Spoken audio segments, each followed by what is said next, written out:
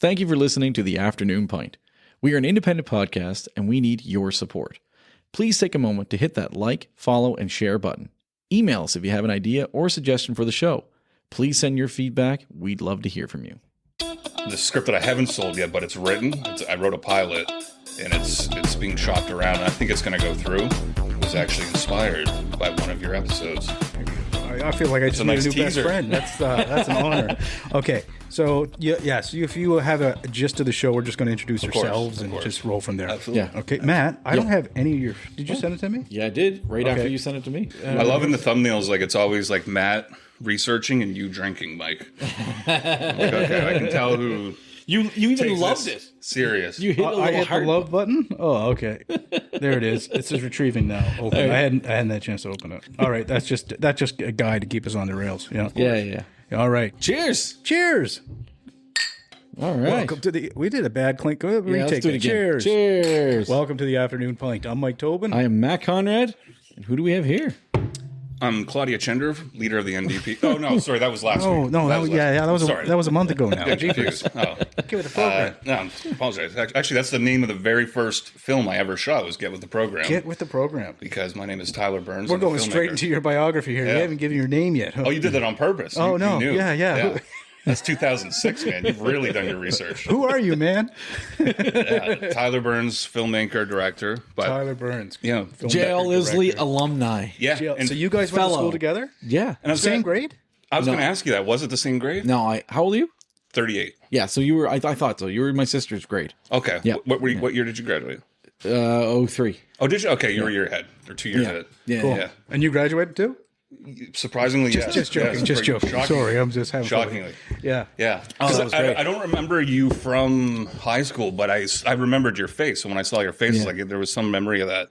So we might have. Did you work at Sobeys at one time? Never worked at Sobeys, Okay. but yeah, I know that you did. That's Okay. yeah. So I remember being at Sobeys because Okay. I obviously would go to Sobeys. Yeah, of course. Well, it was the grocery store in the community. back in the day, man, that's where everyone hung out. Absolutely. And I guess got to plug the spot we're at again. This Yeah. is our second episode, and it's a really awesome place. Yeah. I love the vibe in here, man. I just the longer I've been here, the more cozy it feels. It's Cool just vibes, you might say. Cool vibes. Cool Good vibes. vibes. Good Or vibes. good vibes. Sorry. But you know what? I think it's really cool that they let us come in here when no one was here, come in early to sit and actually record this. This is awesome. Yeah. So please check this spot out. Yeah. Yeah. And I got a pint of Guinness. Yeah, and I have a non-alcohol one Yeah. this time. This gives a whole new meaning to dive bar because it's jellies and there's a bunch of jellyfish. So it kind of feels like you're like diving into the ocean. So it's like a deep, ocean dive bar. That's deep. There you go. It's a very unique spot. I think Quinpool Road in the last couple of years has kind of upped its game as far as establishments. Sure has. A lot of people go downtown because it's sort of like a Royal Rumble. Every 2 minutes you can go to a different bar. Yeah. And now on Quinpool you have Jellies, you have Beaverton across the street, you have the Oxford Tap Room, which is the old Oxford Theater. This building is really old too. This is hundreds of years old, and I think that's part of the vibe. Is there's a lot of like state of the art, brand new bars downtown, which is cool. Mm-hmm. But on Quinpool Road, Do you find it's busier now? You're starting to see a surge in activity. 100%. Yeah, cool. Yeah, I think if this bar was downtown, it would be the hottest bar in town. But Cool. But you're getting tons of people that want to come to Quinpool Road because there's so like if you want to watch the game, you can go to Freeman's, you can go here, And you're not being congested. you're not congested. Yeah. I tell people, I remember I watched the World Series. And after one of the games, it was like the 20-inning game. Remember that one? Yeah. And or it might have been the one. It was like one before that was like a 10-inning game, and people left one of the nearby sports bars, and they're like, "Where should we go from here?" I was like, "You guys should go to Jellies." I was going home. They're like, "Oh, well, we want to go somewhere with a TV." I was like, "Just go to Jellies for like 5 minutes, and I guarantee you'll stay there." Really? I was like, "There's no TV, but even if there was, you wouldn't watch it." So they showed up 5 hours later. They were still here. good plug, Oh, man. it's just a cool spot. I got to think tell you something about this place. I know. That's what I was going to say. Yeah, so- we should come here like when it's rocking. But yeah, you have a cool story. Lot of food spots in Quinpool. That's what I've always known it for. Is the Yeah. food. I find it's one of the best places for restaurants like Right. in the city. I love Truly Tasty. I love KOD. There's just so many hits on this street, right? The breakfast spot. What's the breakfast spot called? The Athens. Is that still there? Yeah. Or is that No. That's okay. Athens You is might be gone. thinking there's like a really popular breakfast spot just down the street. Cool. I think it's just called restaurant. I usually don't know the names of places or think it's faces. literally just called Oh, are you Walking. thinking of the what's the place? Yeah. Across the street there. Yeah. Isn't it just called restaurant? No, there's a sign that looks like the restaurant from like Seinfeld. Okay. But it's In my world, they're all called restaurant. I thought it was called restaurant. Called restaurant. No, and I can't think of it right now, but it is. Isn't it like the Morris Tea Room or something like that? Fragment. I can't remember. Anyways, just walk down the street and find somewhere to eat here. It's really awesome, or drink. Yeah. But this spot was, I used to pretend to like vegetables when I met my spouse that I'm still with, because this was a vegetarian restaurant. That's right. Where we had our first date. Like, we met, and when we went out and decided to talk to each other like a second time, we went here. Wow. And it was the bowl, the Harvest or something. The Harvest Bowl? What was it called? Heartwood. Yeah. Thank you. Heartwood. Yeah. Clearly, it was an important night to you. It was very important. Ardmore Tea Room. That's the breakfast place. Ardmore Tea Room. Yeah. I made a really bad joke the first time because they were all... They were all vegetarians, and I hope vegetarians aren't going to be offended by this, but I was calling them the gray people, because I noticed just at this particular restaurant, they were all vegetarian, and they were all very gray looking. They had no color in their skin, and I had never been around a lot of vegetarians, and I pondered. I asked, is that because they're not eating vegetables? Is that why they're all gray? And that's not a question you should ask. I think Mike just got canceled. Yeah, I do. Sure. Vegetarians, I love you. I do meatless Mondays in my home, and I think we should move on. I didn't even know that. Anyway, cool. Yeah. Oh. That's cool. So your first official date was here? Yeah. That's wow. Yeah, and we're still together, right? Are you sitting where we're sitting right now? She's not a vegetarian anymore. Yeah, he converted her. No, I was big into barbecue, so I just kind of left that on the low and waited a few years. I'm like, hey, you ever try chicken breast with a nice? So little you pretended to be vegetarian? No, I didn't pretend. Oh, okay. No, I was open about it. He just downplayed his meatitarian. Yeah. I did all the things. I tried a portobello mushroom burger with her. Wow. Yeah, but those are good. No, they're not. Yes, they are. It's like rubber inside of a bun. It makes no sense. It wasn't cooked well. It makes no sense. I mean, it should be. Anyways, I don't want to split hairs here. There's a lot of great. I like vegetarian curries, like chickpea curry, masala. I'll still do those. They're delicious, right? Yeah, all great. And it doesn't affect the pigment of your skin. That was just a joke. Yes, if you're still listening. That's true. Yeah. Okay, we got to move on, man. We're getting really. This is getting to be a really silly. No, that was incredible. That was powerful. Sorry. Yeah, thank you. So we have you here because you work in the film industry, and you have something kind of cool going on with a past guest of ours, and we learned that past guest, being James Mullinger, he was meeting with you. Yes. When he recorded with this show. Just like before. Yeah. I think he left our meeting to go straight to you guys. Yeah. I believe. Amazing. That was a meeting. I think we'd hired him already because he didn't have to audition. So he has a little bit of a name. Yep. Mm-hmm. And what do you mean a little bit? So it was just a meeting just because he and I never met, never spoken, had no communication. He was hired by the producer. Yeah. Okay. So they just wanted us to sit down and at least communicate before we were actually going to work together on a $1 million budget. So amazing. It was, but I remember him saying, he's like, hey, I'm leaving, going to the afternoon podcast. Yeah. So he went straight from our thing straight to you guys, and the rest is history. That's very cool. So this show, I mean, I think it's fantastic. I love the idea of it. I've noticed Keith Morrison behind the bar. I mean, so lots of familiar faces from the Nova Scotia world. I love seeing so many local actors in a show that's filmed here at a familiar pub. I think it's Argyle downstairs. The basement. Thank you. Yes, the basement. Yeah. That one's gone under a number of changes too. It used to be Seahorse. Yeah, it was different then. It was different when James was on the show. I think it's changed that many times. It might have been Sneakily Wigglies at that time. Yeah, that's right. Yeah, it was. Yeah. But I mean, awesome spot. It feels very authentic. Oh yeah. James fits right into the show, but not, maybe not kind of a bizarro version of his personality. I would say. I think he's a really nice guy. He might have been. You never worked with him. Shots fired. He was a little evil in the show, but still pretty funny, right? Yeah. Oh, yeah. Still pretty funny. And geez, so anyways, for what I saw so far, I only got to see a couple parts of it, but I really enjoyed the idea of this show and the comedy, the jokes hit, and you guys weren't afraid to go anywhere, obviously. No, I mean, in fact, with James, you actually have to reel him back because he will go there. Yeah. I like to do a lot of improv. So I remember before we started filming, he's rarely prepared. So he comes off as somebody that's just kind of off the cuff, but he was really prepared for this show. He was sending me different takes because he's from New Brunswick. We shot this in Nova Scotia, so 2 separate provinces. And he was on Zoom and he was sending me videos. What do you think of this take? And I was like, I love all of these, but I know the way I shoot because he and I had never worked together. Right. So I know for me, a lot of what I do is going to be on the set, just feeling somebody's vibe. feeling how somebody works with their co-actor, because that changes the chemistry depending on who you're with. You and I are doing a scene, and you and I do the exact same scene. It's going to be different if it's you and I. Big time. So he was really prepared, and I was like, James, you're doing great, but don't spend too much time before we shoot, because a lot of it's going to be live off the cuff. Yeah. And I think the scene you watched, a lot of that was improv. There's there's the basis of that scene, which is the idea of like someone that should be sympathetic, and then James is not. The firing of the person. He's been there 11 years. It's the 1-year anniversary of his daughter passing away. And you would think it's brutal, and you would think James would be sympathetic, and he's not. And it's just But what airs in that, even though that's pushing the envelope, that's probably like half of where James went.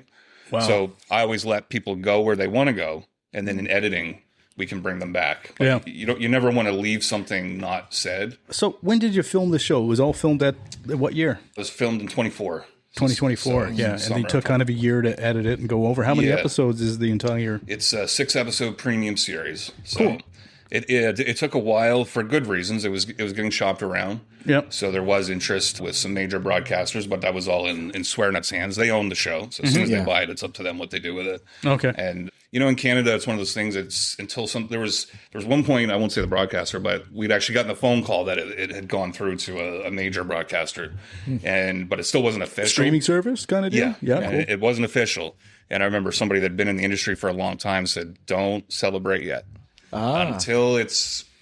Till the money's in your account. Until it's in your account.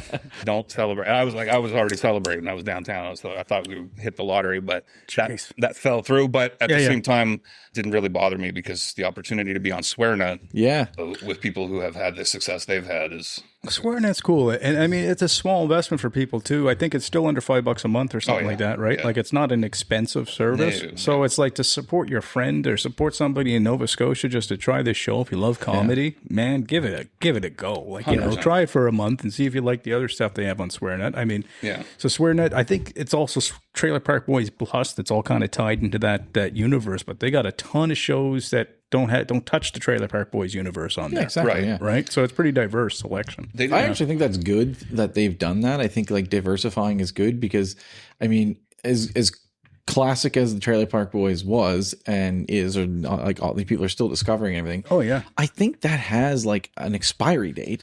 So like for them to be able to expand and do what they've done was very smart. I don't think it has an expiry date just because those guys' characters are so iconic. I think they could probably retire into those roles in their 90s and they'd still. I think I could watch Ricky at 90. I think. I mean, I agree with you on that. Yeah. I'm talking about like, I think they can keep releasing movies. Yeah. But like TV show after TV show after TV show, I think. I don't know. Oh no, maybe. I mean, but there's but I do agree with you. Like there's a diverse world that they can, kind of keep pulling. There's so many more comedic writers. And I mean, comedy is something that I don't really see enough of anymore. I mean, my partner and I, we crave looking for comedy shows because we like watching comedy together at the end of a long, shitty day. Yeah. And we're always looking for a comedy show to watch before we go to bed or whatever. Like, gosh, it's slim pickings. Like I'm back in the 2000s right now watching older sitcoms because I can't find new stuff. Well, it's cheaper to make a crime thing, or something dark, because as long as someone gets murdered in it, it kind of hits its mark. Yeah. Comedy's tricky because comedy either hits or it doesn't. It's tough. Yeah. And it's more expensive. You have to get writers that are going to write comedy. Then you need actors that can perform comedy. Right. But I agree with you 100%. I think it is, with everything going on in the world right now, as heavy as the world is, comedy is more important now than it's been in the last number of years. Well, and again, and then back to you in this show, it's like, these are why you get these shows a chance, because, maybe the show doesn't hit every beat for you, but you're going to see a couple actors in here I guarantee you'll like. Yeah. Right. I think you're going to see a couple good, funny bits in here you're going to enjoy. And then, then when you can start pushing and advocating for those people, that can get them in greater comedies and help more comedy be produced. 100%. And especially here locally too, like Nova Scotia and Canada, right? Like, there's a handful of Canadian comedy sitcoms like that I like absolutely like love. Like obviously, I mean I've talked about this before, but like I mean Jerry D, like Mr. D filmed here, which was awesome. Right.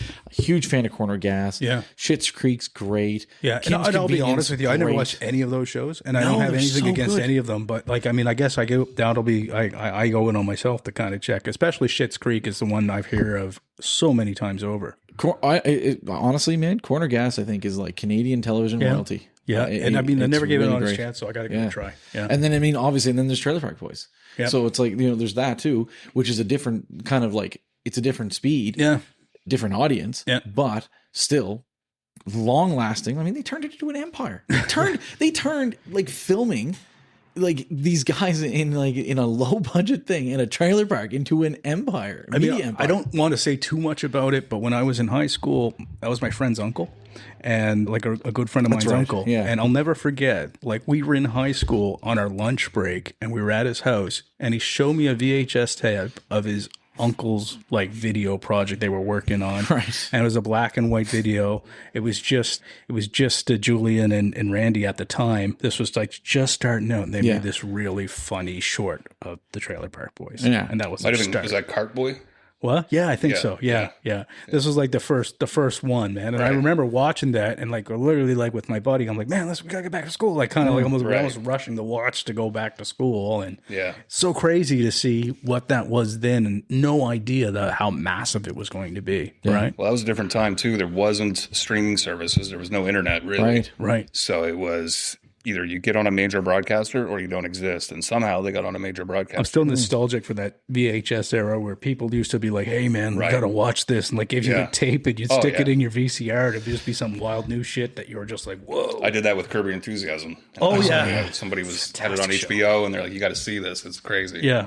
So it's a good question. Like, the streaming services kind of get like a little bit of hot and cold kind of thoughts, and like, because as you said, if you don't get on a major network, you're SOL, right? Right. Now we have streaming services more than ever, probably too much in a way, but you have a higher probability of maybe getting picked up than ever before.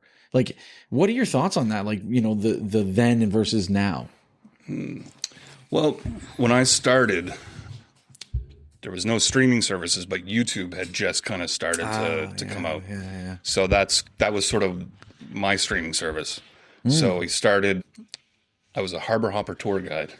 So anybody that lives here would know what that is. 100%, yes. It's for those that don't live here, it's an amphibious World War II relic truck. Yes. So it can drive around. It can hold 50 people, and then it can actually drive into the water, and it becomes a boat. So it drives around the city, and you tell tourists about the city. And I remember I was doing the tour one day, and there was this guy who shows up. After the tour, he gives me his card, and it says Bob Kane, CMT. Yeah. He's like, hey, you should give me a call. That was really good. And I was like, CMT, what's that? I didn't think it would be the Country music channel. television? Well, I thought I knew what that is, but I thought this must be like a truck company or something. Right on, yeah. He's like, Country Music Channel. And I'm like, Country Music Channel? What? Oh, sick. I was like, what are you doing here? He's like, oh, I'm filming a TV show.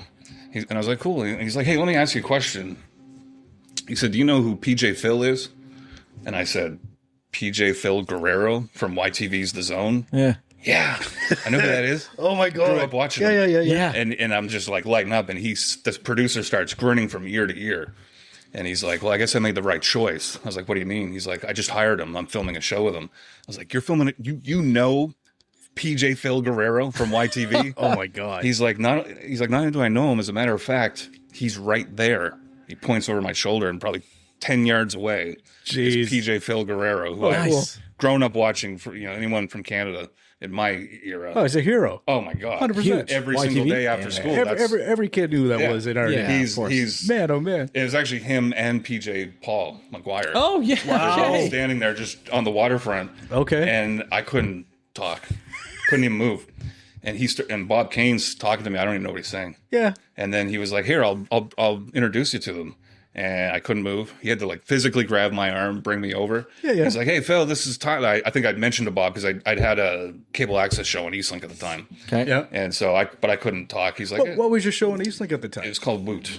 And what was it about? It was sort of like, it was almost like a Street Sense thing. This was in 2009. Wow. So, but it wasn't, we weren't critical of anything. We would just go to like Cow's Ice Cream or go to like a fashion show or go to, you know, someplace, some event. And kind of just a community type show where you'd explore. yeah, it was geared toward like a high school, university demographic. Nice. So, but I'd been hired for the show. We'd shot some like intros and pickups, but I hadn't done any interviews yet. Yeah. Okay. So now Bob's introducing the show, and he has to tell Phil, like, he's like, "This is Tyler. He has a show. Yeah, you got a show. What the zone? What's your show, dude?" And I couldn't believe that. Like that might as well have been a Ninja Turtle in front of me. Like I couldn't do anything. That was like Paul McCartney and Ringo Starr for me. Yeah. Which is funny. I actually met Paul McCartney a month later on the Harbor Hopper, which was another funny story. He was on the Harbor Hopper. He didn't go Paul on the Harbor McCartney? Hopper, but he drove past. Like he had a motorcade, and we had to pull off to the I was side. say that would be the weirdest experience. Yeah, if he had actually come on the thing, you'd never hear the end of it. They'd be advertising that to this day. Oh, seriously, yeah. Yeah. But those guys were cool, and it was a real testament to. And they probably wouldn't call themselves celebrities, but Canadian celebrities. Yeah. Sure. Because not only did they meet me, but then they're like, "Oh, tell me about your show," and I'm telling them about the show. And then Phil's like, or I think it was Paul, said, "Would it benefit you at all if we came on your show?" And I was like, "Are you kidding me? That would be unbelievable." Whoa. And then That's pretty sick. and then Bob was like, "Well, you know, we're pretty busy because they were filming a show called Karaoke Star, and those two were the hosts." Okay. Karaoke Star? Yeah. Okay. And then Phil was like, "Well, what time do we shoot tomorrow?" And Bob's like, "We shoot tomorrow from 4 to midnight." And then Phil turns to me. He's like, "I'll do your show tomorrow at 2 if you can put it together." And I was like, "Absolutely." And then Paul tries to one-up him. He's like, "Well, I can't be before the show, but come to the set and I'll take you on a tour of the whole set. And I'll do an interview after the show." Wow. Like, sweet. So they walk away. And then I remember that was on a Friday. And Eastlink's a Monday to Friday thing. So I don't have a crew for tomorrow. And I'm panicking now because I'm like, my two heroes are willing to come on my show, but I have no crew. Didn't they have all volunteers back then? Wouldn't they come in on the weekends for games and stuff? They would for like Moosehead games and stuff, but for our show that was fairly new, which would go on to be relevant because Elise Hand was the co-host, and she went on to do Global Morning and CTV Morning. Oh, cool! Yeah. So she went on to do lots of big things. So I didn't have a crew. So then I had to call in favors, and I was fairly new to the industry, so I really didn't know anybody. But I had one contact in the industry, a woman named Lara Cassidy. And I said, "Hey," I called her up. I said, "Hey, how would I assemble a crew in like 24 hours? It's a long story, but I have to do it."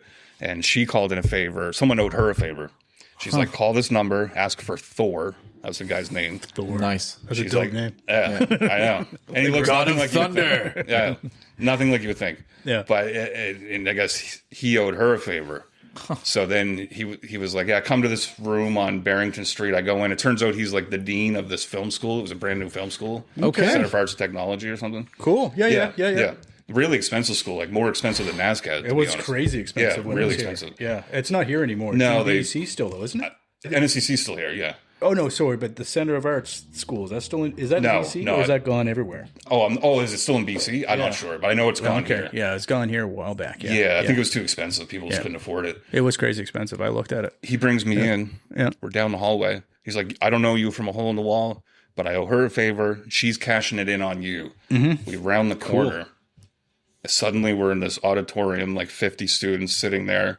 He's like, "Hey everyone, this is Tyler. Tyler, this is the class. Hello, Tyler," all in unison. It was creepy.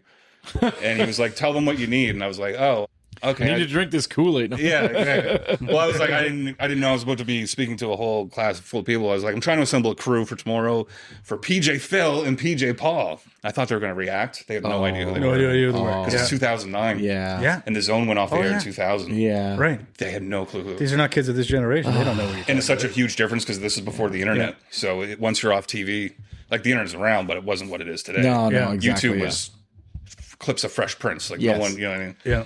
But 5 people stuck around after the class to be this crew. It was like the misfits of the class. And came together. We do the interviews.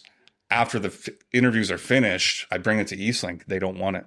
No. Because it doesn't fit for their funding. It had to be local people. Right. So now I'm dejected. Okay. I'm defeated. I'm in the Eastlink office. I'm walking down the hallway. I'm done. I did all this for nothing. I was so close. And then there was a guy in the editing room as I'm leaving. He's just watching YouTube. He's watching Jeff Hardy jump off a ladder to like Nirvana music or something. And I was like, that's it, YouTube. Right. I don't need a TV channel Yeah. anymore. Yeah. Because I didn't have any contacts for like Showcase or Bravo or anything. Yeah. So we just put it on YouTube. It's there to this day. That became like a separate talk show from the Eastlink show. Cool. So it was my own little YouTube channel. Some of the videos did really well, like 100,000, 200,000 views. Amazing. Okay. So that was sort of when I was like, okay, I don't necessarily need a broadcaster. You can kind of find your own way around it today. And that's before streaming. Yeah. YouTube really changed the game. So many people now I'll ask you this, because I mean, yeah. So yeah, you know, you saw that Wild West, or what evolved into quite the Wild West early. Do you think that's now in a de-evolution stage where everything is just starting to kind of go into major pillars and get like the thing that scared the shit out of me the other week? Matt's like, "Hey, Tobin, podcasts are on Netflix." I'm like, "No." Right. I know. He's excited. I'm like, "We'll never get there." Right. I'm like, I was excited because I was like, maybe Netflix will buy us. Yeah. Netflix buy us. I mean, maybe, but like, you know, the thing is, and I'm not pessimistic. I just think that the idea I like about podcasts is that this is a community show or a Canadian show, whatever Right. it is, Atlantic show. You know, I don't really care. I mean, to broadcast to the world. I hope people here are listening to us, and I hope people in Canada are listening to us, and Americans, hello, and that those three guys in Russia, what's up? Yeah, right. exactly. You know, but like, you know, it's just like, you know, once you kind of go that big. Is it going to take away from all those little people doing it? Yeah, right. fair enough. It could, although I think what happens a lot of times is when you see somebody go behind a paywall, it opens the door for someone to come behind them that will go on YouTube for free to launch their podcast. True. And they can kind of take some of that audience. Yeah. Yeah, we've been That's a good point. we've thought about it, but in the end, we've just like kind of really. I'd like to just put a paywall for the shitty episodes. Like, Right, just like right. I did a really bad job. Not on the guests. All the guests are great. I'd just be more like embarrassed about me. I was like, I was terrible in that one. I just You gotta pay to listen to this piece of crap. So you wouldn't be willing to change the show for a broadcaster? Oh, yeah. you nuts? we I thought would. you were saying. I thought you were saying no. I like. No, we would. No. It's just it's not This is that a we would great change the opportunity for show. Crave to get into the podcasting business. There we go. We could be Crave's first podcast. That'd be appropriate. Yeah, think so. we Shout out do to Crave. try. We want to represent Nova Scotia and Canada, right? Like that's really our biggest thing. We hope the world listens to us, but we really want to be a Canadian show. But Canada needs to have their own entertainment. That's why, like, I really like propping up shows like yours, right? You know, this is. I mean, this doesn't have to be a micro show, right? We could really start supporting these shows on a higher level. Really trying to making sure everybody watches, whether it's on a SwearNet subscriptions fee. Like, you know, find the show, find the person. Think of it like renting a movie, like you know, or buying a movie. It's going to be pretty cheap for you to get a subscription for a few months to enjoy the show. That's true. Right. Yeah. You know, if you look at it from that perspective. No, that's very true. right. Yeah, I mean, you'll definitely get some laughs, and you know, we didn't. It's sort of like we were saying, but James, I think it might have been off camera, but I take my show seriously. Yeah. But when we're filming it, I'm not. I try not to take a comedy that serious. Like we're here to have fun, and you can feel that on camera. That's good. You can feel that the cast and the crew, everyone's. The only thing I try to not have happen is people laugh during a take, because then it becomes we enjoyed it, but now the TV audience never gets to see it. That's right. Right. But as soon as I say cut, that's when everyone erupts. Bust. Yeah. Yeah, and that was the whole idea of the show. Is just it was inspired by I grew up on Wayne's World. Yes. You know, things like that, where we take the idea of entertaining people serious, but as far as the show itself, it's just serious enough that it's worth watching. I want to talk about creating the series. So, Yes. like, you know, writing, you know, you just said, and we'll get back to the other thing you're writing here in a moment, but you just told us about just before we started. I want to hear about that. But See, all the good stuff was before we started rolling. There you Oh, go. yeah. And if you want to see that, folks, join their Patreon, and for just $4.99 a month, you $67. can see the 5 minutes before they push record. We're going to charge a ridiculous fee. You'll just get like three yeah. terrible episodes if you pay. Right? It's a huge troll Yeah, on- just a troll of people. But no, in creating this new series, so like just walk us back. Like, so I am writing now. I'm writing a book. I've been writing a screenplay. I've written screenplays that I've wanted to do. I've never done anything with. Like, You're lazy. yeah, sure, I'll take it. But like, No, it's hard. It is hard. It's hard, yeah. right? So you get to a part where you stutter, and even when you have those pieces of paper in your hand, it's like, what the F do I do with this now? So you know, you get that seed. What's your writing process like? Like, what was your writing process for a show like this? How did it start? Yeah. Good question. That is a good question. For me, it's like you sort of have the blank page, and the best advice I ever heard was Stallone said, just start writing something. Worry about the context later. So I'll kind of think of silly little ideas or, oh, this would be a funny premise of a scene. And I'll just write that down without knowing who the characters necessarily are going to be or how that's going to fit into something larger. Yep. And if after a while, you'll have like 100 of those. And then when you start writing a script, you have 100 cool little scenes to choose from. Hey, oh, this idea, this premise. I hope you're enjoying a pint with us. We'll be right back. Your dream home does not have to be just a dream. Today's show is brought to you by Camilla Najat of Exit Realty Metro. Camilla is the realtor who knows how to get things done. Buying or selling? Go to afternoonpint.ca and we will help with a personal introduction. That's afternoonpint.ca/Camilla to make your dreams become a reality.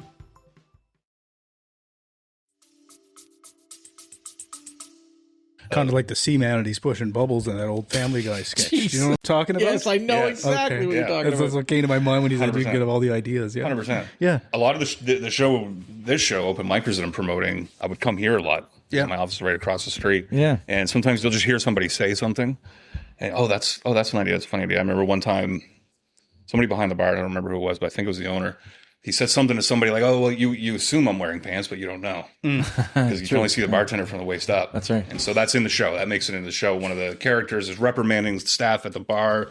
You know, guys, Joe, who's played by Keith Morrison, he leaves us here to watch the bar every day. He shows us that respect. I'd love to see you guys treat this bar with a little bit of decorum, a little bit of professionalism, so we can try to keep this bar in business. Yeah. And it feels like he's just really chastising them. And he walks over from behind the bar to go into the kitchen. He's not wearing pants. So it's just like that came directly from something that I heard in real life. So that'll happen a lot too. That's why I got good advice from a friend of mine a long time ago, a musician, Seamus Erskine, really good. I was like, no, I got to start staying home more to write. I got to stop going out because I just got to stay home and write. He's like, well, when you do go around people, that's where you're going to get. That's where all the ideas come. That's interesting because you know what I've often I wish I could write things because I have ideas that pop in my head and I think that's really fun. Yeah. And there's always something like I've always kind of wanted to write something. Yeah. Just because I feel like there's a creative kind of gremlin in there and I just don't know how to get them out. But I've often thought like, you know, a writer should be like, I don't know, booking a Airbnb in the middle of nowhere to like, get yourself away from things. But you're saying the opposite. For me, yeah, unfortunately, I'm no stranger to the bar scene, but I do find it helps. You meet so many different people and I try to carry that on the set too. So do you take a note, like you write a note down or you just try to remember the stuff? I don't usually write it down. Sometimes I'll like text it to somebody. Right. Because then I can see if it actually is funny. Yeah. And I'll just say, oh, you know, this just happened. And if they go LOL. Yeah. Then you got to figure out whether it's a sarcastic LOL or if they actually if it's a polite laugh or it's a real laugh. Exactly. Right? Yeah. I do that too. Exactly. I test jokes with like 6 different people all the time. Oh, I just see how far I go. Sometimes he doesn't know even what I'm talking about. I'm just like, I won't even follow up. He's like, I don't even understand, Tom. What are you talking about? Yeah. Sometimes he'll text me something and then I what? won't even talk to him for 3 more hours. Wow. He'll just be like, never mind, it didn't land. Oh, you get offended that he didn't find funny? Not offended. No. I've never been offended. It's just I'm fishing, right? Like, and if it's not working, it's not working. Right.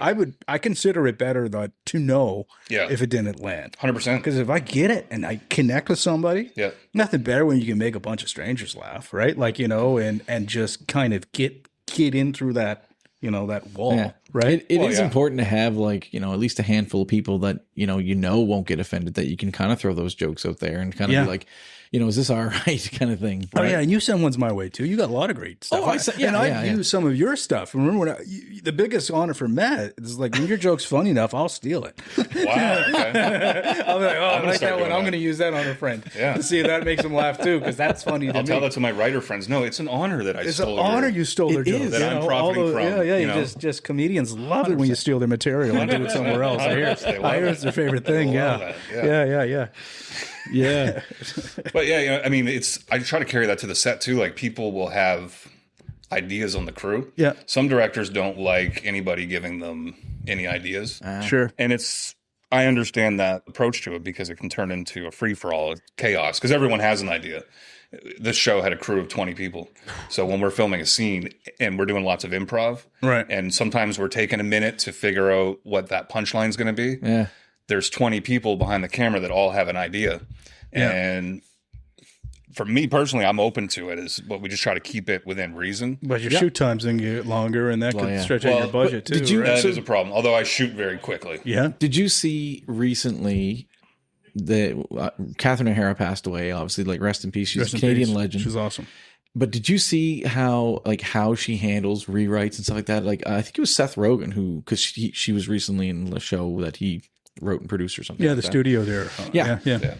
And he accepted the award that she won Mm-hmm. on her behalf. And he talked about how professional, but still offered criticism back or offered things. And every night after filming, she'd go back to her home trailer, whatever, and would write an email to Seth Rogen saying like, for your consideration, I really think that tomorrow when we shoot this scene, this would be funnier. I hope you take my like idea and like think about it. Right. And that's what she would do every night. So instead of doing it right on set or whenever like that, she'd actually email after hours and say like, here's what I think would be better. And he was like, who am I not to listen to Catherine O'Hara about what's funny? 100%. Right? Like, Right. That's a respectful way to do it. 100%. Yeah, I mean, it's a balance though, because it's tough. Because I'm sure as a director, because you wrote this and then you direct, this is your baby, this is your mind. Yeah. And now all of a sudden, your mind or your world has left the barn and it starts becoming its own animal, right? And now you got to see how everybody else He kind is a good writer. of, I like that analogy. but they kind of twist and I'm gonna contort steal your that. beast. And it's going to be an honor that I stole that from you. I'm going to say that on a competing I'll podcast. be uttering death threats to you in a podcast 10 years from now. I'll be so mad. just as long as you're on the next, just listen, I was on the best podcast Yes. I've ever been on. I was on a much higher quality podcast recently where one of the co-hosts had an incredible quote about a barn and an animal, and it's somehow related. No, but it does. Anyway, sorry. So it No, really, I love it. it really morphs into something else then, Yes, right? it You know, does. it's no longer yours. 100%. And you have this thing now that all these other people are inserting their minds into it. Yeah. I mean, hot take. Do you feel like sometimes you're like, I love some of this, but not all of it? Like, Yeah, I mean, and that's kind of why, because you're right, we would run into time restraints when we're doing improv. And sometimes if I know someone's going in a direction that I'm not going to use, then I'll never say, hey, I didn't like that or that didn't work. That'll never come out of my mouth. Yeah. Okay. Because unfortunately, it's almost like being an athlete. If you're going to put that hockey player at center ice for a penalty shot and the game's on the line, that athlete at least needs to know that Lindy Ruff believes he can score the goal. Oh, using And- real coach's name and everything. Yeah. Oh, yeah. Well, I'm a Sabres fan, and it's been embarrassing for the last 11 years, but finally I can be proud of it. And the last time I think we made the playoffs, Lindy Ruff was the coach then, too. Yeah. But it really helps actors when the director 100% believes in them. Yeah. And that's when they're going to give you the good improv. So they might give me 4 things I know I'm not going to use, but if I'm really encouraging and supportive of that, they're Stay also going to cool. give me the 2 things that I'm like, oh my God, that's cool. you're siphon gold then, yeah. Whereas if I say, hey James, that didn't work. I don't like where you're going with that. Don't say that. Don't say that. Yeah. Now, the next time he has an idea in his head, there's going to be a little thought for a half second. Oh, maybe this isn't good. Right. I remember people wanted to come onto the set like the second week. Word got out around town that because my sets are relatively fun. It's kind of like a Pee-wee's Playhouse. Oh, nice. So yeah, actors are showing up. I remember actors would show up when they weren't even scheduled just to hang out. To hang out. So we had people coming down that wanted to just watch. Yeah. And unfortunately, I had to be Mr. No. Oh, yeah. Actually, I think we had project manager Tieran Hawkins, who was a really good Mr. No. I didn't want them on the set, Right. and it wasn't anything to do with not wanting people to be there. It's just I could tell the actors were starting to think, do I want to say this line that I'm improving, or am I going to say something that isn't funny? Yeah. And there's people that watched it, and are they filming with their phone? Am I going to say something inappropriate? Right. It just changes that vibe where it's not this little family where we all have a common goal. Now there's some outsiders who I don't even know who the hell they are. So you have to be careful with that. But when you create the environment where people can show up and they feel like they can just say anything or try things, that's when you start getting some really good stuff. And you're right. Sometimes I would think to myself, it wasn't from a funny standpoint, but I remember one scene, Ariel, who plays Vanessa, who's incredible in the show, she had a scene with James Mullinger, and he's the villain, and she's one of the heroes. And in the series, I won't give too much away. Not that anyone's going to watch it anyway, but he's stealing money from the bar that her father owns. Right. And so I have a scene where she was sitting next to him at the bar. And it wasn't to flirt with him or anything. It was just to make him feel like she wasn't on to him. Mm-hmm. And she pulled me aside and she said, well, I would never sit next to a man that I thought was bad. If there was a man that I felt wasn't a good person, that gave me a bad vibe, I would never want him in my space as a woman. Right. And I was like, okay, I can't relate to that. I can't be in that mindset. So there was a part of me I could have said, well, listen, I wrote Vanessa, so I know what she would and wouldn't do. And she would sit next to James. I could do that. I shouldn't be calling him James. His character is Barnaby. And it wasn't a documentary, mate. Barnaby, by the way, is a villain name. Yeah, absolutely. 100%. Absolutely. So I thought about it and I was like, you know what? She probably has a point. It hurt the scene in my head originally, so I wasn't happy about taking James out. So I pulled James aside. I was like, listen, Ariel doesn't feel like her character would sit next to you.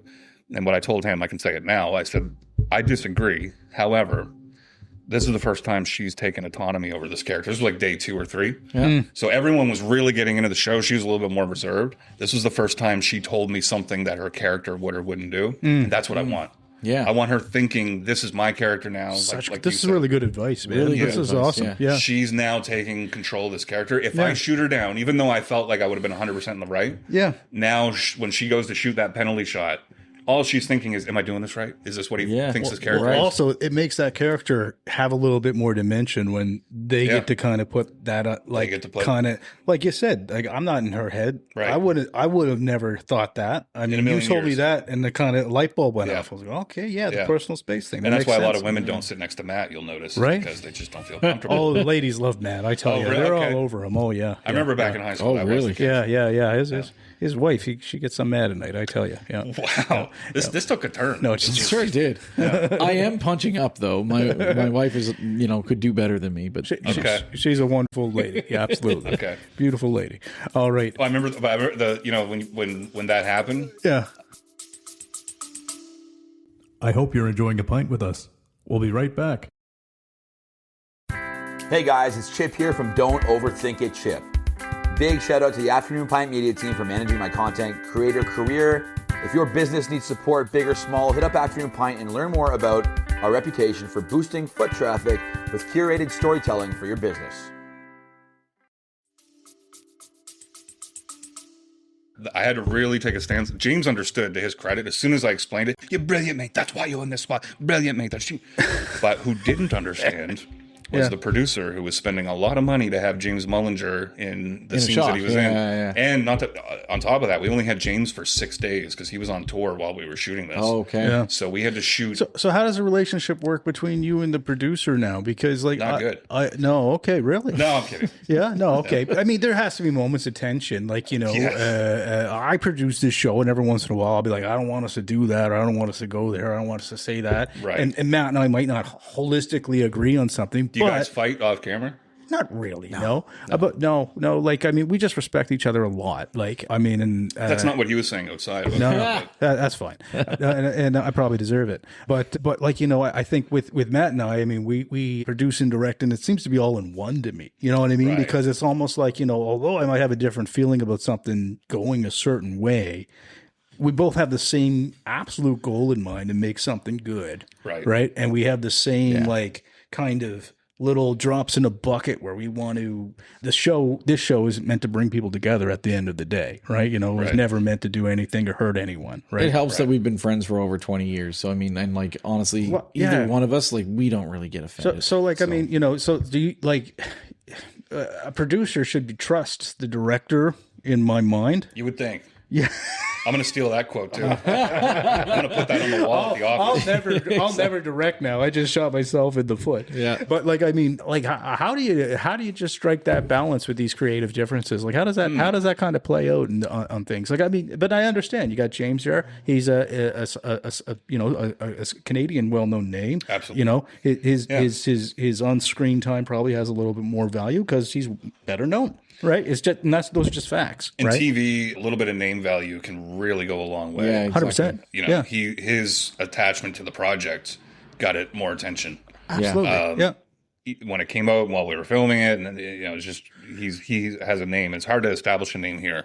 It's really, and he has done that through a lot of hard work. He's busted his ass. Like he Very does much those so. shows right across the country. He's touring left and right. He has the magazine. He's a super interesting He's done guy. some pornography. If you heard us mention James like 40 times and don't know who the heck he is, go and listen to our old episode with him. He also diagnosed my ADHD in that episode. Yeah, he did. Real talk. Like I hope he comes back on so I can tell him. He talks to me. He's like, well, you might have it too, mate, or whatever, right? Yeah. That And, was a great impression, by the way. that's the best I got.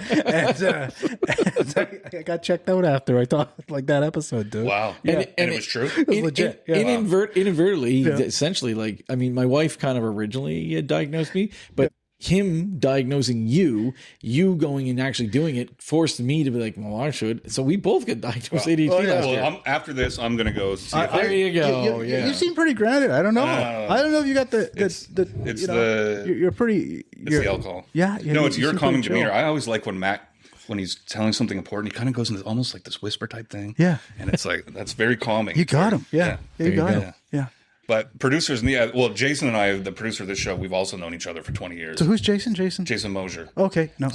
I know Jason. You know Jason? Yeah. Okay. And we worked together. We ran a wrestling company together prior to this. So we've already had. So you guys love each I mean, I other don't at the know end him, of the day. but I know who he is. He went to Elsley as well. Yeah. We're the top 3 Elsley alumni, right? There you go, Elsley alumni. There you go. We're carrying the torch. But he was upset. So everything was cool. James understood. Yeah. And so we shot the scene. And it actually, honestly, the scene turned out better. And it actually finishes one of the episodes now because James isn't there in the beginning. She leaves and then he comes in. And it kind of creates this cool little dynamic. So it's even, I think that's in the trailer. He walks in, that made the trailer. But when Jason found out that I had cut James from a scene and we don't have James for very long, I got a phone call. Yeah. And to get a phone call from the producer while you're filming is not usually good. Yeah. Because they don't know if they're interrupting a take to call you. Right. Oh, So true. I answer the phone. What the bullshit I hear you cut James? He's very J. Jonah Jameson type. Pictures of Spider-Man. I was going to say, bring me Spider-Man. You got it. There you go. So you do know him. You did go to school. Spider-Man. But once I explained it to him, then he understood. He said, look, I'm just going to trust you. Yeah. But it better be good. That's all I know. Yeah, It's his cool. money. It's not my money. Yeah. It's easy for me to make a decision creatively because I'm not using my money. But Yeah, that's a good point. I think the reason people do hire me is because I'll usually try to treat the money as if it's mine. Yeah. You know, I'm not going to spend money on something that I don't think is going to work or that I don't need to do. No. This show had a fairly large budget. It was just over $1 million. Yeah. But which sounds like a lot, but it's death by 1,000 cuts because everything, especially when people know you have a little bit of money, no one's going to do anything for you for free. So every truck you need to rent, every space you need, every prop, every article of clothing, everything you need, somebody wants to get Money paid will for it. fly pretty fast, and you got to goes feed very a crew. quickly. How James many? Mullinger was 800,000 just for him. So Wow. no, I'm kidding. But No, he would I have been totally worth it. believe He would have been worth it. He would have been worth it. He's worth it. He would have been worth it for 6 days. 800,000. That's pretty damn good. That would be good. Yeah. But man, jeepers. So anyways, so this show, awesome job. I mean, congratulations on getting Watch this the out show. there. Watch the show, guys, if you on can. SwearNet costs you $5. $5. Just do it. Just do it. Not even 5. I think it's like 4.95. $4.95. Not even tax. No, it's Oh, taxed. there probably is tax. It's Right. taxed. I apologize. Yeah. $5. Maybe get $5. it back if it's Canadian content. We got to work on that in Yeah. the federal government, you know? No, There you go. budgets are cut. Don't Yeah, do Canadian streaming services should have no tax. So you would just tax the other guys, you know? Yeah, Maybe yeah, we'll yeah. get something like that going. We got to help these Canadian artists and culture. Yeah, I'd no, like to vote you into office. Yeah, because- I wouldn't make it a week as a politician. You've heard me in this episode. I've said like 9 things that you That's probably true. should never Yeah, say in you- politics. Yeah. Yeah, you'd get canceled pretty quick. I'd be done. Yeah. I'd be done in a week, right? That's yeah. true. Yeah. You'd have to be his PR guy. There you go. What he meant to say Stop is calling he loves vegetarians vegetarians. gray. Yeah, exactly. They're not gray. He just thinks they need more sunlight. Right. Yeah. It's a Exactly. photosynthesis thing. Exactly. Okay. He has a show he was going to talk about that we're super excited for, and I can't believe he took like 40 minutes to do this. Oh, yeah, man. So you said just before we started this show that you had a show that you were listening to this show, and Yeah, I'm trying to figure out how We much. were his muse. Yes. I'm trying to figure out how much I can say because just say that, just tell me everything. Tell me your you'd secrets. be a good therapist. Just tell me everything. Where did it all go wrong? Yeah, I wonder if I can say what episode it was, because I could probably say the episode. He's like, we have these two idiots drinking at a bar. Yeah. It's about with their two microphones. assholes. Yeah. At the back of a bar. It was the medium that you had on. Oh my gosh, yes. That's probably all I can say. Yeah. Although I will say the show that it inspired is probably something she wouldn't be overly thrilled with. Right. You'd be surprised with that. But maybe yeah. not, She has a great sense of humor. She has a pretty good awesome. sense of humor, Yeah, and okay. she loves skeptics. Yeah. because we did two episodes with her. Yeah. The first one was basically us saying like, "You real?" Right. And the other one was just kind of like, "All right, just do your thing with us." Right. Yeah. Yeah, she's I've awesome. said that before too. Yeah. Yeah. So that's probably all I can say for now. But Fair. But I was like trying to come up with a concept for a show, the next thing I'm going to do, and I had that playing in the background. Right. Well, listen, if you And then I need was some like- podcast guys Yeah. for that show, right here. There you go. Right? 100%. Yeah. Yeah. No, whatever So did you? yeah. Can I ask? Did you guys believe it after the second episode? Are you guys all in on that, or what's your? What do you mean? Like, do you think she's legit? Oof, that's a tough question. I don't. on air. It felt like you guys were being sold, and not to say it's No. not real, but I think. Well, she got him right on. Yeah. And Well, I think one thing is that, I mean, if someone's given their time to us like that, I want to respect the experience. So I didn't go into it being an a-hole. Right. I went into it like, I I'm going wish to you had give you. taken that approach for this episode. I- You've been completely. Really? I thought, I mean, swearing it, buy it. One more That was a time. good plug. But anyways, though, I really, really wanted to respect her. I'm not sure if I'm sold on it. I feel like there's always this thing where you can kind of connect anyone to anything. Like, I don't know. I play a card game when we were younger, like a relation game. Try to say something that's not related to the last word that I just said, and you can almost always lose. It's because you say sky and someone says cloud. Clouds in the sky, jackass, right? Right. Try something else. But then the harder you try and the better you get at playing the game, you can almost never win because you Right. eventually say automobile. Automobile's on the ground. That's on the ground. That's in the sky. Jackass, lose. Right. Yeah. So as you Right. kind of keep connecting the dots, 100%. I think that's the same kind of thing I feel about psychic mediums and sometimes astrology and sometimes these certain things. Not saying I'm a non-believer. I'm just I'm still quite a skeptic. Yeah, kind of in the same. The only thing I would say is at the time, like there were some things that she said that I was kind of like, okay, that's pretty accurate, right? Because for you, she did a reading about you, like who you are. Gotta listen to it. I didn't remember.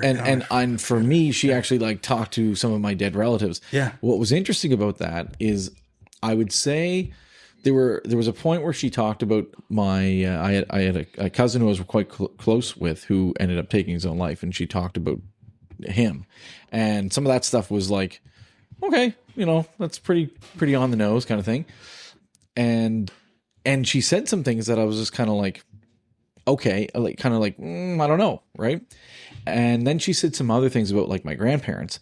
And I was just kind of like, I'm not really picking up what you're putting down on that one. But then afterwards we released the episode and my mother listened to it. And my mother was like, no, dummy. Like, this stuff was what she said was true about like her mother, my grandmother, right? Kind of thing. She's like, no, this was true. Like she actually nailed that. And I was like, I didn't know at the time. Like, I was like, I don't know. Right. The other cool thing is my cousin who took his own life in like 2008, he was bald. And she said that he has a full head of hair now. And I was kind of like, haha, laughing, whatever. Thought nothing of it. Except my mother told me that like my cousin's, like it's the second cousin. So but my cousin's mother, just like, I guess around the same type of time, had a dream about him that he visited her in her dream and he had his hair, full head of hair. And that I was kind of like, well, okay, that's kind of weird that she would like, that would happen at the same time or around the same time. That was so, I am not willing to say like, okay, I think this is like true, but I'm also not willing to say like, maybe not. I am willing to say that 99.99% of these people are charlatans, but maybe some of them aren't. Maybe. I don't know. Right? That's where I'm at. So I think in the end, he's harsher than I am about it. Maybe a little bit, yeah. Yeah, the charlatans comment was just like, the real psst at the end there. It is, but but I mean, Laura would say the same thing, that there are people out there taking advantage of people who. Miss Cleo was so legit back in the day. Remember her? You remember She Miss was Cleo, classic, dude? yeah. What do you think? Now, you asked us that question. I think it's a fair question to ask Yeah, I you. mean, I've never done a reading, so No? so it'd be hard to say. But yeah, I mean, I think people will believe if they want to believe. Yep. And if they want to believe in it, whatever they say that's accurate, they'll pick up on that. Yeah. If somebody doesn't want to believe, it's the opposite, where Fair. they'll focus on the things that weren't accurate. So I think it's a lot of it's whatever somebody's preconceived notion is heading into it. Yeah, I think in a lot of ways it can still help people, right? If they Right. want to find something out of it Right. and get something out of it, and they That's choose the to hold thing. on to something Right. from it, then I'm like, doesn't hurt nobody, as long as they're not being predatory. Yeah. Right. Like, and taking advantage of somebody. That's Yeah. the thing. Like if someone says like, hey, it's going to cost you $100 to go see this person, and if you walk away feeling better, $100 well spent. But if you walk away feeling like I got to go spend another $100 every week, or That's different. something bad's going to happen, I got to hang out with that lady every week. Unless you can afford it, and that makes you feel better. Yeah, I Right? guess. Yeah, It's one of those things. Like in the end, if it's going to make you feel better, you're going to Yeah. pay a therapist $200 an hour to make you feel better. True. What's the difference? End result. True. Right? Yeah. Well, I'll say this. It's funny that what the opening scene, because the reason I don't think she'd be thrilled with it is it's a comedy in a similar style to open micers.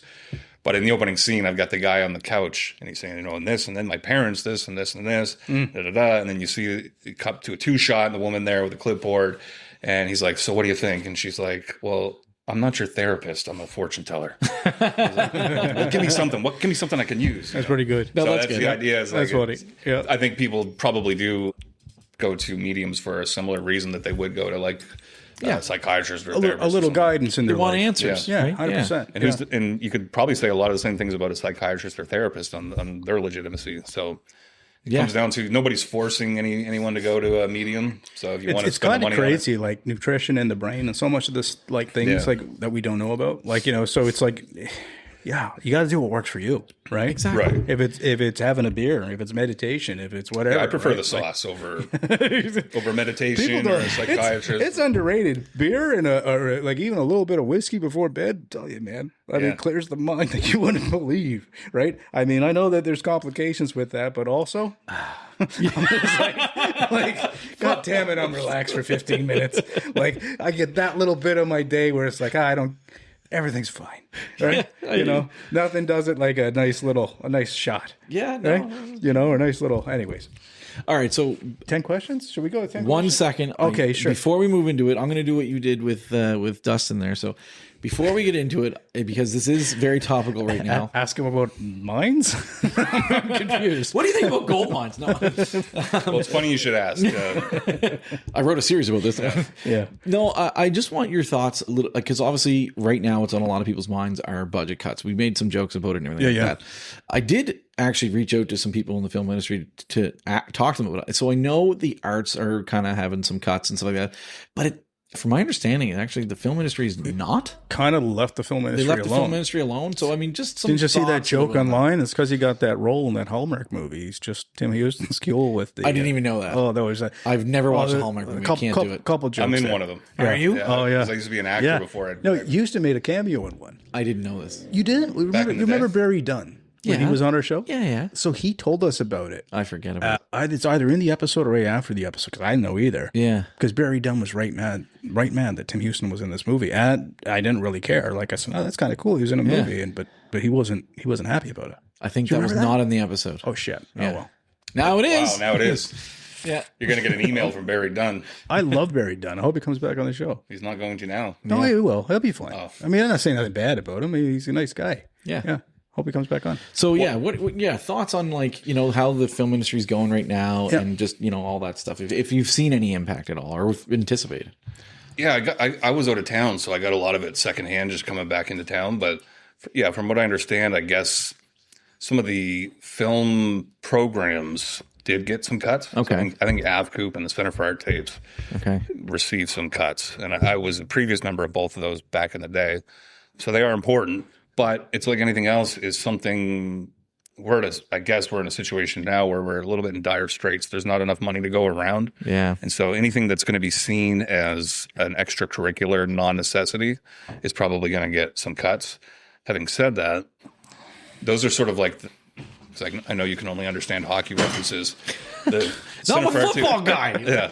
Center for Art Tapes and like AvCoop and stuff like that. They're almost like the QMJHL for like the film industry. So people like myself will have started there, learned how to do things there, and then now I'm generating. We just did $1 million budget show, so it can generate money, but it's a really long term game. Yeah. So I can understand both sides of it. I can understand why if you're trying to put together a budget where you would cut something that isn't going to have an immediate kickback. Yeah. With that said, I remember when they. Yeah, I mean, none of it has an immediate kickback, unfortunately, right? No. You know, But the arts, we've been truth. saying this all this year. The arts are entrepreneurs. They are an entrepreneur. And they put culture in your city. Like, I mean, you know, you look at the design of this spot; it's phenomenal. And this is a business. This is a small business. But you know, I love seeing that designs on buildings and art in our communities, and the ability to go down to Bus Stop Theater on Gottingen and see a show, right? Like, this shit's awesome. Like, you know, we have so much here. Like, we have like Nova Scotia has a real sandbox vibe. It's like you can kind of do whatever you want to do. So however we can continue to support that while growing, we got to get more innovative in these areas. So, I mean, if the budget cuts, if they can't happen, we got to really step up and see where people need support the most and help them. Like, you know, it's it's a shitty situation. Yeah. Well, when they cut the tax credit in 2015, that was seen by a lot of people as like the sky is falling. Right. And the YouTube channel I mentioned earlier, Offset TV, it's still there. Yeah. The last video we did was a roundtable the day that they cut the tax credit. Oh my gosh, or it was like the next day or something like that. Yeah. And I was a little unpopular in the scene because I came out and said, I think this might actually help us. And it did. It helped people like me because the original tax credit was, we'll really simplify it just for entertainment purposes, but it was you spend $5 and you get $1 back. Okay. So a big American film, like a Hallmark movie, would come here because it kind of looks like Maine and maybe New Jersey or New York. Right. Yep. And they could film here, and for every $5 they spend, they get $1 back. So it made sense. And their American dollars go further. Right. Right. Yeah. But for me, I was an independent filmmaker, so I can't afford to spend the $5 to get $1 back. Right. So a lot of local filmmakers did not really benefit as much from the tax credit the way it worked then. Right. So when they abolished it in 2015, they replaced it with a film production incentive fund. Right. Which, again, in very simple terms, for entertainment purposes only, it was more like there's $35 in a bucket, like the bucket you guys used to use to pull questions out of. What was it called? Bucket of Democracy. Bucket of Democracy. So there's $35 in a bucket, and it's up for grabs. And if you qualify, apply, and whoever can applies and meets the qualifications gets some of the 35. So then that's when you started seeing Bell with, instead of having like 4 local shows, and I was one of them back then, now they have like 20. Eastlink went from 2 to like 15, 20, because now the production incentive fund wasn't enough of incentive for a big American film to come here. But now there was money up for grabs for all the little guys that actually live in Nova Scotia. So it benefited someone like me. I went from not making any money at all to making my living doing it. But I can understand why other people who, like, if you're a crew member, so say you're a sound recordist, or if you're an actor that wants to just kind of get seen in bigger pictures, in big things. Although, I mean, I was that, and a lot of those big films that would come here, you would never be a film company in New York or Los Angeles and cast your film in Nova Scotia. You cast it before you get here with Americans. Right. And then if you have to fill in a few and rightfully so. Like if we were doing a film right now and we were going to go film it in Pictou County, we would be foolish to say, we're just going to find the cast when we get there and hope that we get what we want. That's what Nova Scotia is to Los Angeles. So they would cast most of the film there. And then the small one-liners they would cast here. Yeah. But there's other people that were, if you're a sound guy or a camera guy, you want those big American films coming to town because now you're on a shoot for 40 days, making really good money. No stress. It's only for like a creator, a director, or a local producer. Yeah. The production incentive fund actually benefited us. So there's 2 sides of it. I don't know what this recent thing that happened the last week, how that's going to play out. Yeah. I don't know if it'll be beneficial. Does it hurt it or does it help, or do you know yet? Like I don't know. No? I don't know. Yeah. I think what will probably end up happening is they'll probably end up combining a lot of the art programs together. So. I think, it's an unfortunate thing, and we've been adamant, against these cuts that go without, go without really great understanding. But I think that's just, we really share what's happening out there in these individual places, and, support the areas we can support, right? However we can. So, yeah. Man, this has been an awesome conversation, I think. I mean, I hope you're happy with it. I'm very disappointed in it. So I'm going to leave right now, actually. Yeah. Okay. If you could stick around for 10 more questions. I'll stick around for 9. It's Top actually, 9. it's actually kind of technically 11. But anyway. Is it? Oh, Yeah, it's is it technically 11? Okay. Yeah. Okay, we're So doing you want to I start wouldn't have number heard one? that, but because Okay. you said in the mic, it was in my Yeah, earphones. yeah. It was a good whisper, though. There you go. All right. Okay, I'll start, Matt. What's a food combination you love that most people think is weird? See, I told you before that these 10 questions were my biggest fear. These are hard, man. A weird food combo. That's a tough one. See, I'm pretty basic when it comes to that. Food combo that people think is weird. I can't think of it. Nothing? I remember, somebody said they eat chocolate chip cookies and they put salt on it. Okay. I thought that was pretty strange. I might try that. Okay. There you go. Because it sounded like it actually might. I think it would. He's open to weird food combos. I'm All open right. to weird food combinations. Question number 2. So if you had to live in one fictional world, where would it be? Wow, that's another tough one. I mean, I probably would have said Trailer Park Boys, but it's so based on where we are anyway. Pee-wee's Playhouse was a fun little environment. Maybe If you were on shrooms? yeah. I'm like, I would not like it there. You wouldn't like it in Pee-wee's No, I don't Playhouse? think so. I don't Okay. think I'd like that at all. That would Well, be terrifying. That freaking couch, dude. That coach you gotta thing, sit down. Yeah. Well, remember, thing there's yelling 2 at you? iterations. There's like the children's show version, and then Yeah. there was like I think it originated as like an adult show. Yeah, it was. Yeah, Yeah. No, I think that's what got him in trouble. Oh yeah. no, that was an adult show. Tried That to got go him in back trouble. to the adult version. Kind of crazy too. Like he did that in a theater, like Yeah. and all that time, and like like that he got in trouble for that. Now looking back, Yeah. yeah. So yeah, so Back it's then, all I think ruined. there was no computers. So. we'll go with Pee-wee's Playworld. I like it. Question number 3 over to you. What song do you know every word to? Oh wow. Song you know every word to, just off the top of your dome. Probably any Michael Jackson song. Do you remember the time Yeah, I do. we That's first fell in love? That was a Michael Jackson song. I just threw one out at you. and Dangerous album. I was just seeing how quick track you were. 4. Yes, you got it. Duration 4 minutes 26 seconds. I know all that. You got the technical part yeah. down. Yeah, exactly. Perfect. All right. Question number 4. So if you could cast any actor and actress, who would they be? Because something that you wrote and directed, obviously, and you have the ability to pick any actor and any actress as the lead roles. Who would they be? I'd probably go a little bit old school on that one. So they have to be alive. No, doesn't. I'd probably go Jane Seymour Oh, and Sylvester Stallone. Awesome. okay. Right? Put In a those movie two together? together, but never in the romance? same scene. Right? Yeah. Well, yeah, I mean, because they're 2 great examples of A nursing home on fire, but there's 2 badasses in there, like like Stallone on one end and Jane Seymour on the other. Like end of the nursing home. Oh, yeah, yeah, They yeah. combine, right? Yes. They're just kicking ass in the hallway, and they meet. absolutely. Well, they're both probably in their 70s or 80s by Yeah, now. and they start kicking ass together, and Yeah. save the rest of the residents. It'd be awesome. They're great examples. Neither of them get their due. Like Stallone gets sort of seen as like just this jacked up guy that really didn't do anything. Brilliant writer. Brilliant Rocky. writer. Wrote Yeah. Rocky. Wrote Rocky. I mean, I And- love that story. Like the Oh, fact yeah. that he wrote that and how he came up in the industries is a crazy story. It's an incredible story. Yeah. They have a statue of him in Philadelphia, and he's not even from Philadelphia. Right. Exactly.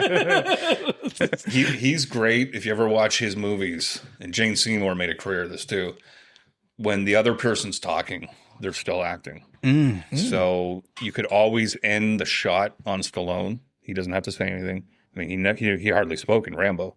Yeah. And Jane Seymour and Dr. Quinn Medicine Woman, that was the whole shtick, was you could always end the shot. Great show. An incredible It's weird that we watched that show when we were young. You I'm know sure what, we all though? did. Like, Yeah. I think she had such a particular image of her then, and then she left and just started going wild kind of thing. Yeah. Like she was Yeah. in Wedding Crashers and all this other stuff, and that's when I actually feel like you were kind of got to see how good she really was, because you were Right. I saw her as Medicine Woman forever. Oh yeah, Right. well, And she now was in that she's show like, for a long kick time. Yeah, Yeah. Oh, yeah, Well, she was and freaking that way back in the day, she was one of the Bond. She's in a Bond movie. Yeah, that's So right too. that's Yeah. kind of what got her start, and then Medicine Woman was the big thing. But any actor that can emote without verbiage Yeah. is a huge tool, Cool. because it can make the other actors better. Yeah. All right, question number 5 over to Tobin. What's something you believed as a kid that turned out to be wrong? These are These are hard, man. I thought wrestling was real. I thought, Yeah. Hogan was actually body slamming Andre the Giant. Okay. And then realized that while it was fictionalized, it was still quite impressive. That particular thing in Yeah, I think we all thought wrestling was real. Everyone Right? did at some Yeah. point. It was. Yeah. I was more upset about that than Santa Claus being not real. Yeah. Oh, Yeah. I mean, I think. Wait a minute. Shh, don't. Yeah, Matt, come on. What are you doing? Kids didn't make it this far. if they're watching the afternoon pipe, I really hope not. Those kids have enough problems with You know on what, this though? show. I will say, as much as Hogan turned out to be a big, turd, to the wrestling thing is R.I.P. Hogan. Sorry, I just got to say, yeah. absolute he had legend. he had to get his spine fused so much that he was actually it was a whole 5 inches shorter by the end of his life. Right. Yeah, crazy, eh? Yeah, well, there's a thing like body slamming Andre the Giant. They're working together a little bit, but that's still a 500-pound man. Yeah. That you have to hoist up over your head. 100%. The toll that takes on their bodies, even though it's scripted. Yeah. It's like you guys were saying in a previous episode, they should be SAG members because it's scripted entertainment. Yeah, Just yeah. like any other television show. They're actors, but their particular the nature of what they do happens to be highly physical. Yeah, 100%. All right, question number 6. I think that's me. So, what's a movie that in your opinion, that you've seen just too many times? Probably Jaws. Okay. Watch Jaws a lot. Okay. All right. It's a masterpiece of character. The shark is in the movie for about 12 seconds, Yeah. and you're just hooked with Chief Brody. And it's just every scene in that movie is unbelievable. Scarface would also be honorable mention. Ooh, Scarface. Great too, yeah. All right. 7 over to you. I'm a remix 7 of it, buddy. Civilization collapses tomorrow. Okay, boom, happened. You're one of the survivors, right? So you got a good set of skills. You know how to survive. But how do you think, which skill would you lean into, do you think, to help humanity if we had to rebuild from nothing? Did you write that last night? That's incredible. What skill would I lean into? Well, I would probably try to keep everybody on the same page. So I think whenever you watch those disaster movies, it's part of what kills everyone is this society collapses under the pressure. Mm-hmm. You watch War of the Worlds or whatever it is, people start, they're pillaging each other's houses and killing each other because once you don't have that stability, you start to panic, So I think I would try to use my ability to direct and keep everybody on the same page. Just be like the Buddha, kind of like keeping shit calm. Try to do it as much as I can. Love it. Great Probably answer. hard to do when I'm not paying them, but you have to do that on a film set. 10 points. That's a great answer. I love that answer. Good job. How many question. points did I get for the previous question? Good question and good. This is like whose line is it anyway? The points don't count. I thought it was like Family Feud. You took out my most topical question though. Oh, use it. Use it now. Yeah, I'm going to use it because Use it now. If you like mentioned karaoke earlier, Yeah. and I was like, oh, I got a question about karaoke in the 10 questions. Okay, do it. So if you were forced to sing karaoke here at Jellies, Yes. what is your go-to song? Probably "Oh Canada." Just the national anthem. All right. Gets good everybody song. on their feet. Everyone knows the words. It's a classic, man. It's been around for It's a banger. Everybody likes Go Canada. absolutely. You know what? I do. I really like it. Hasn't been the same since Peter Bayless died, but you know what? You know what? My Yeah. kid says they play a dance version of Go Canada in the schools now. Wow. I don't know. I've never heard it. Like techno. Yeah, it's like she was like kind of saying, yeah, it's like a dance version. It's not the real version. What she was telling me, I got to learn more about what version they're playing in junior high schools. All right. Yeah. Cool. All right. So over to you. Pick whatever your question. We have 8, 9, and 10. Okay. Pick whatever you want. Is there a conspiracy theory that you fully believe? I loved that show. Did we really land on the moon? Okay. Did you ever watch that on Fox back in the I day? know it. I never watched it. I mean, I know the conversations of Flags how they can blowing, make it but there's set. no wind on the moon. Yeah. If you speed it up, it looks like it's a car just driving. Mm-hmm. So that's one. There's a really good documentary on YouTube that says, did the Titanic actually sink? Huh. And there's some really... I've seen this. There's one that's really compelling. Didn't James Cameron like watch the Titanic at the bottom of the ocean with HD cameras and all that? I thought I saw some clips on that. But did he really? We never know. There's a ship down there. I'll give you the finish. They have 3 really good points. Yeah. One is the like the silverware and the wallpaper and everything, when they went down there and they took that little thing and they film everything. Yeah. It's the wallpaper and silverware from a different ship called the Olympic, I think. Oh, yes. Okay. Yeah, I've seen And this, yeah. they have all this other, there's like some really great evidence. And then the last shot of this documentary, their biggest thing that just makes you say, okay, there's something to this. Yeah. Their theory is they said there was a ship called the Olympic and it had a big hole in it. Yeah. And so it was going to sink. And so for insurance purposes, they wanted people to think it was the Titanic. And if you go down and you look at that James Cameron footage and you look at the front of the Titanic, this documentary says that they put the Titanic letters over the Olympic at the front of the ship. And if you go down there and look now, the T has come off, and behind the T is an O. Dun, dun, dun. Holy smokes. Did they just... But like Kate Winslet, right? Okay, the character she played in the movie. that was a fictional... No. He thinks it was a documentary. Okay. It wasn't a real movie. No, but she was playing a real person, wasn't she? Was she playing a fictional person? No. Well, there's a reference to this theory in the movie because when they first see the ship, Yeah. she looks at the Titanic and she says, that doesn't look any bigger than whatever this other ship is. And then the villain, what's Billy Zane. Billy Zane, incredible. He says, oh, don't be silly, Rose. It's over 100 feet longer than that ship. But that's a little reference to the idea that some people thought, wow, this really looks like that other ship. So that But when you tell people it's bigger, it's sort of like the medium thing. If you tell people it's 100 feet longer, people will look at it and they'll see it as 100 feet longer. Yeah. Damn. I like Finland's not real. That's Finland's definitely real. All right, question number 10 is, Okay. I think it's me, yeah. So, question number 10, save the best for last. Can Mike and I be in your next film or TV show? Well, you're going to be like Zen Whatever you want. meditation guy. I'm meditating, man. Yeah, I mean, well, you guys mentioned it to Aaron. You guys were working on something quite a while. Did you follow through on that? No, we don't follow through No, on anything. ADHD, right? Yeah, You know, we ADHD. just ping. We had 3,423 ideas since then. Right. Exactly. Well, and you're busy doing this. Yeah. That's true. I always, most of the cast, I always get local. Yeah. And most, like this show, other than like one or two actors, they were all relatively brand new. They'd either done nothing or they had done like one short film or one small thing. I've been in 3 short films, and they're all on YouTube. Cool. Okay. I was in Crime Stoppers video. Crime Stoppers. Yes, selling that's cigarettes. right. Yeah. How'd you know that? Well, that was a documentary, wasn't it?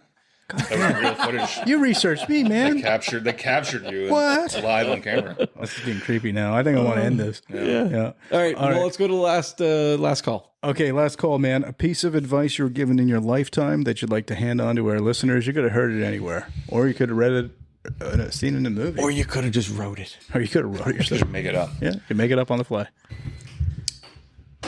Mr. Kuchler, Oh, Coach Emil, let's go. who we had as a teacher, I remember he said everything's negotiable.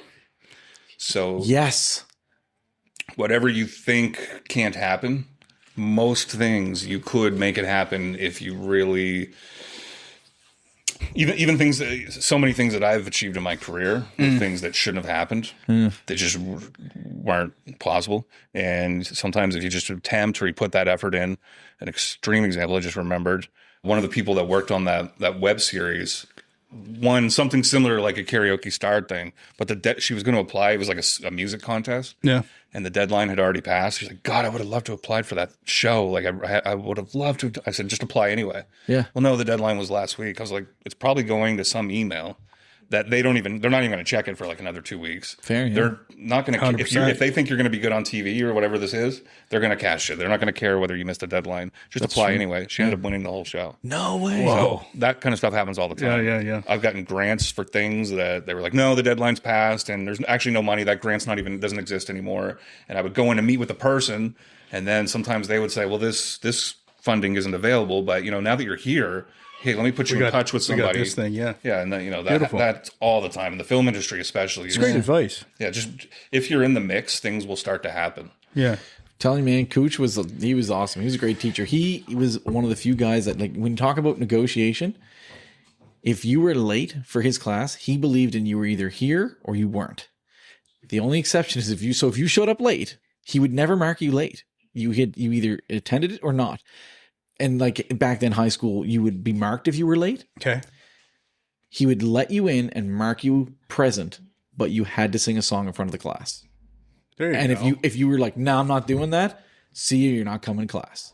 But if you would do it, take a seat. You're here.